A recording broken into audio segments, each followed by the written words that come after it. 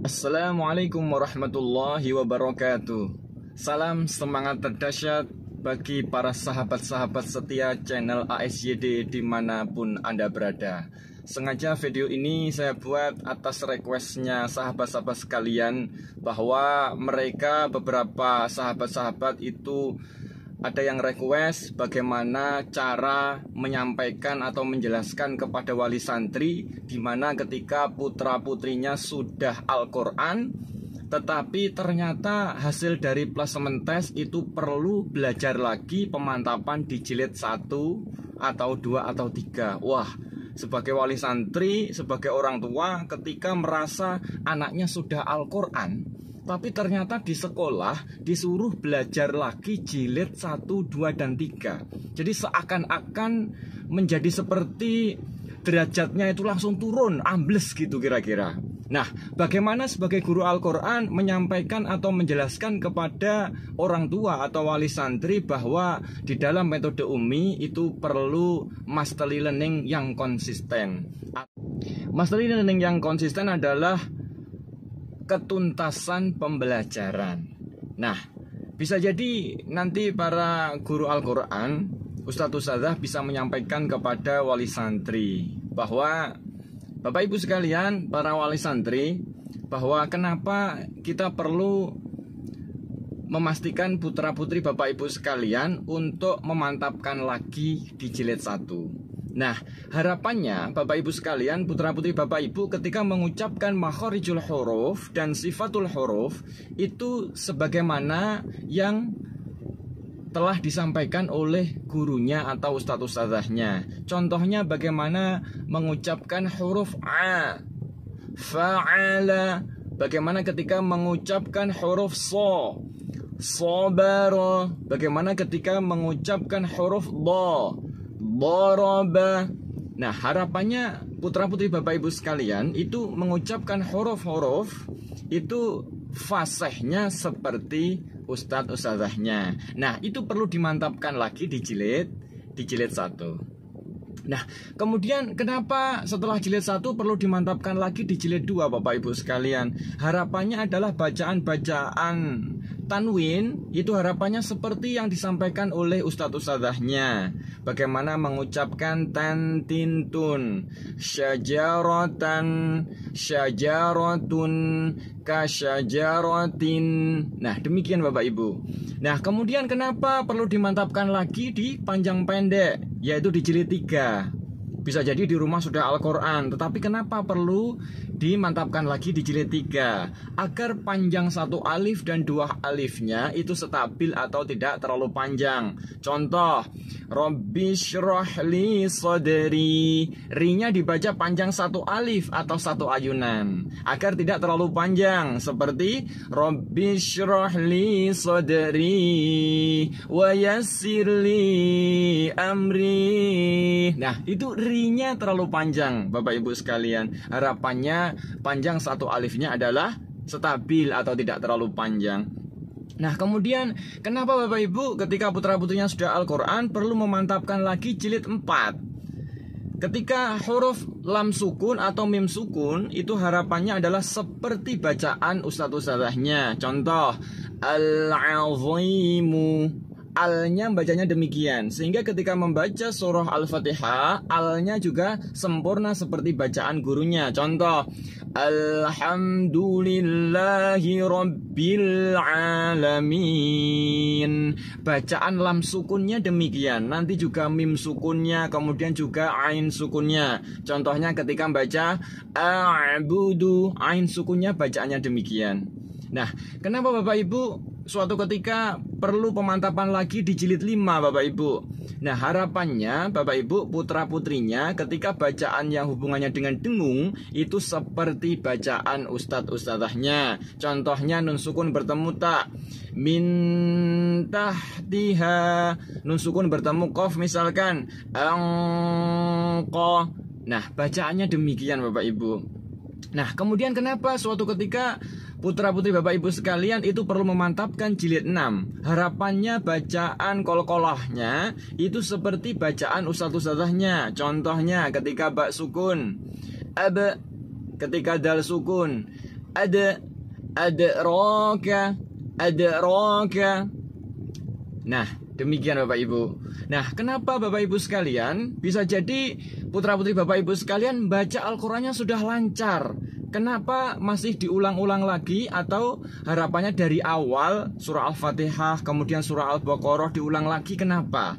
Harapannya adalah Bapak Ibu sekalian bacaan Al-Qur'annya seperti standar ustadz-ustadzahnya, wakofnya, ibtidaknya, kapan ketika ayat panjang itu berhenti, mengulangi lagi itu kapan, dan harapannya bacaannya di tengah ketika ayat panjang harus berhenti, kapan harus mengambil nafas, kapan harus bernafas. Kemudian bacaan yang lancar itu seperti apa? Nah, itu harapannya adalah seperti bacaan ustadz-ustadzahnya. Nah, kenapa setelah itu Bapak Ibu perlu putra-putrinya adalah memantapkan materi Gharaibul Quran. Harapannya putra-putri Bapak Ibu selain bacaan Gharaibul Qurannya benar, tapi juga mampu mengomentari materi-materi Gharaibul Quran dengan lancar. Contoh, bacaan tentang saktah. Ketika bacaan tentang aywaja qayyima, selain bacanya benar, harapannya adalah putra-putri Bapak Ibu bisa mengomentari dengan lancar. Bacaan saktah artinya berhenti sejenak, sekedar satu alif tanpa bernafas. Di Al-Quran ada 4 tempat, contohnya di surat Al-Kahfi ayat 1-2 juz 15, aywaja qayyima, dan seterusnya sampai ada 4 contoh tersebut. Nah, setelah itu kenapa putra-putri Bapak Ibu sekalian perlu mempelajari materi tajwidul Quran atau materi tajwid?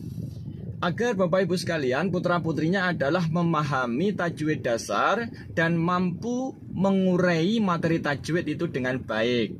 Jadi harapannya adalah putra-putri Bapak Ibu hafal materi tajwid mulai dari hukum nun sukun atau tanwin sampai mad far'i dibagi 13.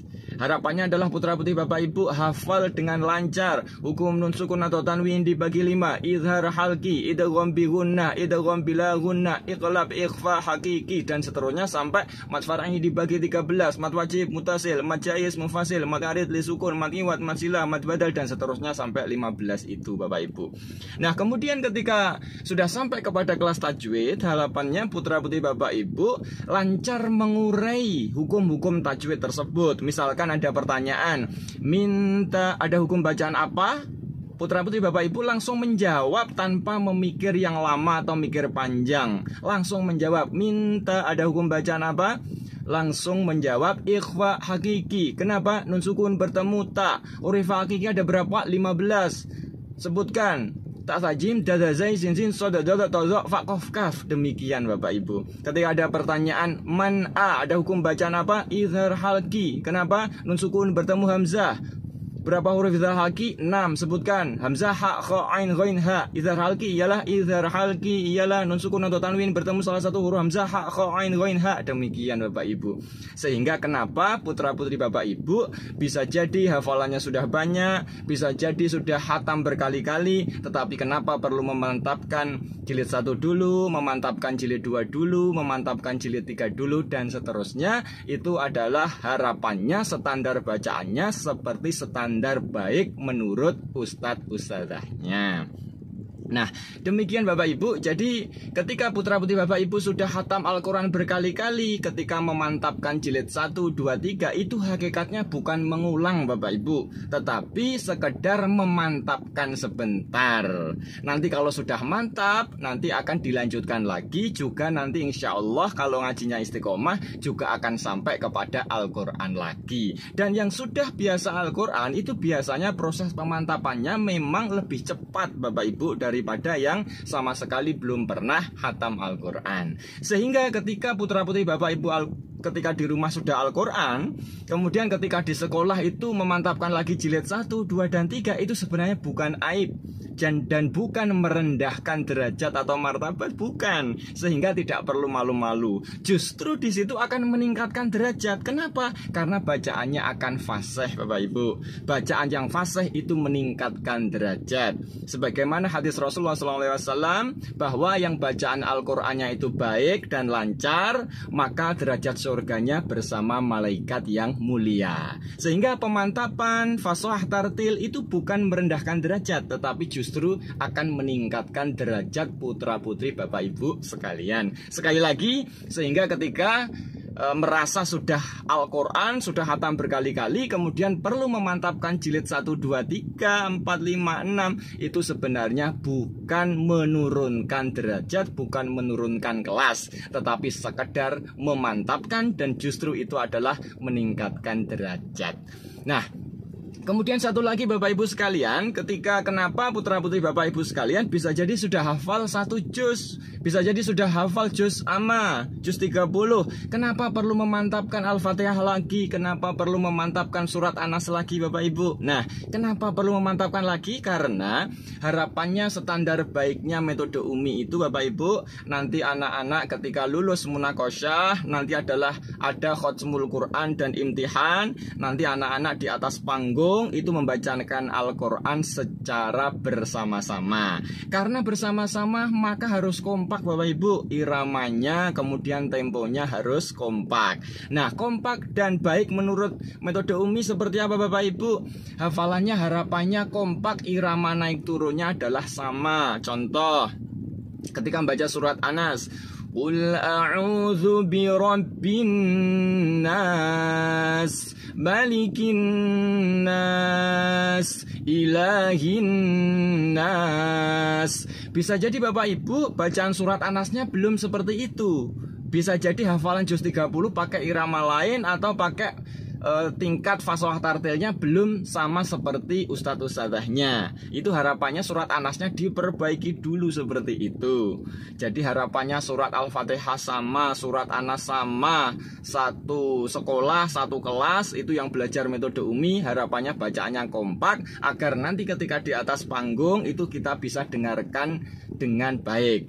Bayangkan Bapak Ibu, kalau putra-putri Bapak Ibu bacaannya beda-beda, nanti gimana kita bisa mendengarkan bacaan mereka yang kompak? Contoh, satu pakai irama begini, Alhamdulillahi Rabbil Alamin. Terus yang satu, murid yang satu adalah bacaannya beda lagi, Alhamdulillahi Rabbil Alamin. Bayangkan ketika di atas panggung bacaannya beda-beda seperti apa Bapak Ibu. Nah, karena dalam metode Umi ada proses-proses tertentu Bapak Ibu, agar mereka bacaannya kompak, bisa kita dengarkan, maka hafalan yang selama ini sudah dihafalkan itu juga tidak akan sia-sia karena sudah pernah hafal. Itu hanya tentang sekedar menyamakan standar baik fashohahnya, tartilnya maupun iramanya. Agar apa? Agar kompak, nanti kita bisa dengarkan bersama-sama. Oleh karena itu Bapak Ibu, demikian yang bisa disampaikan. Mudah-mudahan bisa diambil hikmahnya, bahwa intinya adalah seberapapun hafalan yang sudah banyak itu, ketika Ustadz-Ustadzah memulai dari surat Al-Fatihah lagi, surat An-Nas lagi, itu bukan menurunkan derajat, tetapi ingin memantapkan lagi fashohah tartilnya, dan akan ingin menyamakan iramanya, agar tujuan dari metode Umi nanti ketika munakosyah dan khotaman imtihan nanti bisa kita dengarkan bersama-sama bacaan yang kompak anak-anak tersebut. Demikian, mudah-mudahan ada manfaatnya kepada Bapak Ibu wali santri sekalian. Ada kesalahan mohon maaf. Assalamualaikum warahmatullahi wabarakatuh.